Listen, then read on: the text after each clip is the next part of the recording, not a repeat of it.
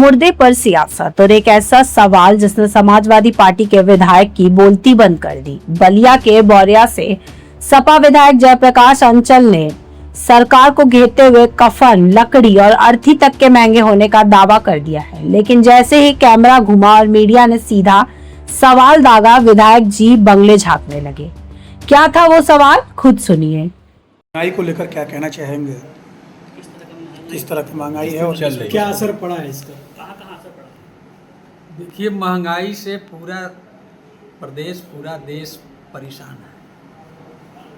वो चाहे महंगाई डीजल, पेट्रोल, गैस की हो या किसानों के खेती में यूज होने वाले कृषि उपकरण हो, खाद हो, पोटाश हो, डीएपी हो या दवाइयाँ हो, ये सब महंगे हुए हैं। यहाँ तक कि हालात ऐसी हो गई है देश की कि एक तरह से आर्थिक स्थिति वीक होती जा रही है, कमज़ोर होती जा रही है और सरकार कर के ऊपर कर जनता के ऊपर बढ़ाती जा रही है। और समझ में ये नहीं आ रहा है कि एक तरह से किसानों के ऊपर, देश की जनता के ऊपर कर भी बढ़ता जा रहा है और दूसरे तरह से विदेशी कर्ज भी देश के ऊपर बढ़ता जा रहा है।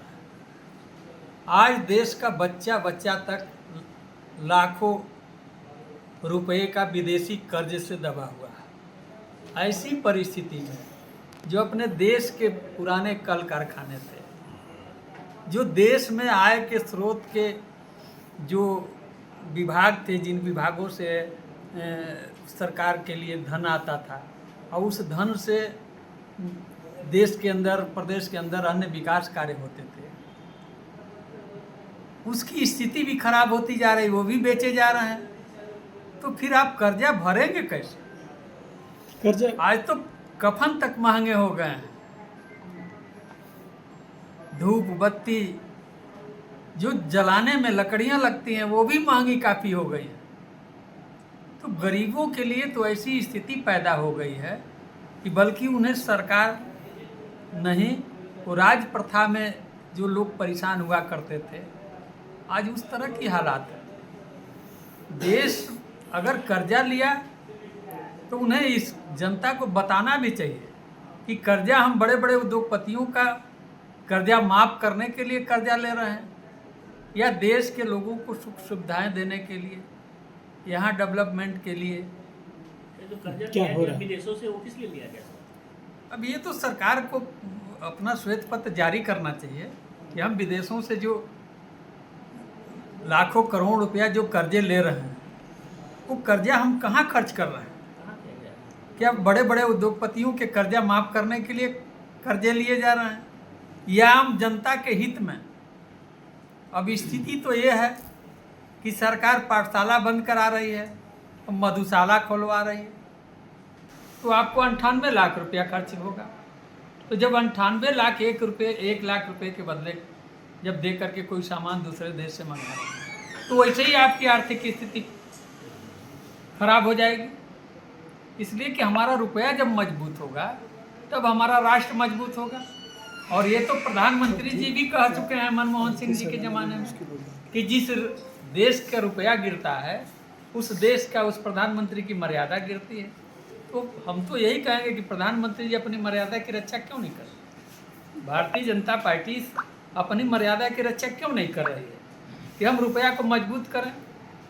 जब रुपया हमारा मजबूत नहीं होगा तो हमारा राष्ट्र भी मजबूत नहीं होगा। इसलिए अपने कुछ चुनिंदा लोगों का कर्जा माफ़ करना सरकार को बंद करना चाहिए और राष्ट्र हित में उस धन को लगाना चाहिए या विदेशी कर्ज को ही चुकाना चाहिए।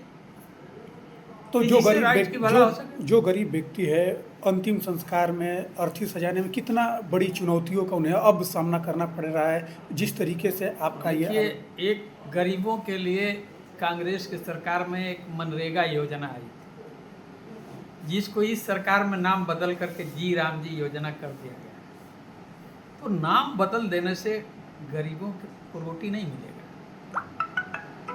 कि मनरेगा ऐसा योजना थी कि जो गरीबों तक डायरेक्ट सरकार का पैसा पहुंचता था उसके मजदूरी के एवज में। जी, आप कह रहे हैं कि आज तो उसमें इतनी गिरावट आ गई है कि मजदूर परेशान है गांव के। और उनका स्थिति है कि रोज कमाओ, रोज राशन खरीदो, रोज खाओ। तो लगभग 30-35% आपके देश में जनता इस तरह की है कि वो दिन भर मेहनत मजदूरी करते हैं और शाम को जो पैसे पाते हैं वो राशन पानी खरीदते हैं, साग सब्जी खरीदते हैं, अपने परिवार का भरण पोषण करते हैं। सर आप कह रहे हैं कि अर्थिक का सामान महंगा हो गया है, तो सरकार की योजना भी तो है कि ग्राम प्रधान जो है वो अंतिम संस्कार के लिए 5,000 रुपया जो भी है व्यवस्था ग्राम प्रधान द्वारा कराए जाने की, तो योजना सरकार की है ये। तो कितने लोगों को मिल पाती है? क्या सरकार ने कभी निगरानी किया है? अगर बीपीएल अंत्योदय को ही मान लिया जाता है तो कितने लोगों तक को सरकार की योजना पहुंच पाती है? और आज ये महंगाई के ज़माने में 5,000 में कुछ नहीं होना है।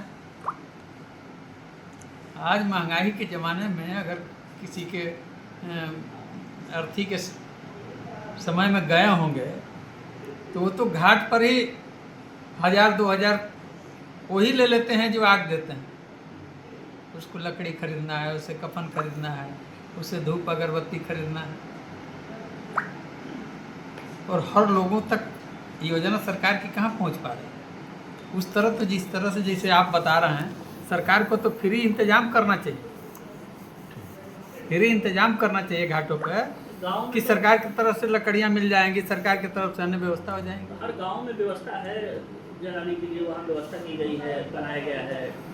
और देखिए सौदा गृह बनाया गया अभी है। आपके तमाम योजनाएं अभी आपके प्रदेश में 10% भी सप्ताह गृह नहीं बनाया जा चुका है। 10% की मैं बात कर रहा हूँ। कुछ जगह चुनिंदा कुछ जगहों पे बने हुए हैं, बहुत जगह अधूरे कार्य पड़े हैं। तो उस सप्ताह गृह से कुछ नहीं होना है। खर्च तो उसे जो लगना है वो तो लगेगा भाई। उसे बांस खरीदना होगा, उसे कफन खरीदना होगा, उसे धूप अगरबत्ती खरीदना होगा, उसको जो आग देगा उसको भी कुछ दान दक्षिणा देना होगा। तो क्या आपकी सरकार आती है समाजवादी पार्टी की, तो उत्तर प्रदेश में ऐसे जो कफन जो कह रहे हैं कि महंगा हो गया है, नहीं देखिए, हो रहा है, तो क्या ये मुफ्त आप लोग करेंगे क्या? देखिए, समाजवादी पार्टी की जब सरकार थी माननीय अखिलेश यादव आने जी, वाली है तो क्या मुफ्त करेंगे सर? देखिए वो तो नीतिगत मामला है। सरकार हम लोगों की बनती है तो उस पर विचार किया जा सकता है, क्यों विचार लेकिन सर आप तो भाजपा सरकार पे आरोप लगा रहे हैं कि वो नहीं दे पा रही है, महंगा हो देखिए, गया है। समाजवादी और आप आएंगे तो आप विचार करेंगे, ऐसा क्यों? नहीं, मैं बता रहा हूँ, जब समाजवादी पार्टी की सरकार थी तो उस समय शवदाह गृह और कब्रिस्तान के बाउंड्री वाल का ये 2 योजना माननीय अखिलेश जी ने लागू किया। जिन घाटों पर शवदाह गृह बन सकते थे वहाँ उन्होंने बनाया शवदाह गृह, और जिन कब्रिस्तानों की बाउंड्री वाल की आवश्यकता थी कि जहाँ कोई न कोई विवाद हमेशा होता रहता था, तो उसको सुरक्षित करने का भी उन्होंने इंतजाम किया। तो ये योजना तो समाजवादी सरकार ने शुरू किया, अभी उसको पूरा भी भारतीय जनता पार्टी की सरकार नहीं कर पाई। तो आप लोग मुफ्त कर देंगे क्या सर? आपकी सरकार बनेगी तो कफन का सारा सामान या अंतिम संस्कार का पूरा या महंगाई कम करिए, महंगाई कम करिए। वो मुफ्त होगा सर? देखिए, हमारी सरकार, हमारे नेता ने तो कहा है कि हमारी सरकार बनेगी तो हम महंगाई पर नियंत्रण करेंगे, महंगाई कम करेंगे। तो जब कर हम घटाएंगे तो वैसे ही महंगाई कम होगी। मुफ्त नहीं करेंगे? नहीं आरती का सामान भी मुफ्त नहीं करेंगे? नहीं, देखिए, जो कुछ ऐसी चीजें हैं कि जो भारत सरकार लागू करती है, जो स्टेट की चीज है, स्टेट की चीज तो है, आप अपने प्रदेश में आप मुफ्त दे सकते हैं योजना? नहीं, उसकी व्यवस्था सरकार से हम लोग सुझाव देंगे, अपना सुझाव देंगे। क्या सुझाव देंगे? वही कि गरीबों को दाह संस्कार के लिए सहयोग किया जाए। मुफ्त किया जाए। हाँ, मांग किया जा सकता है।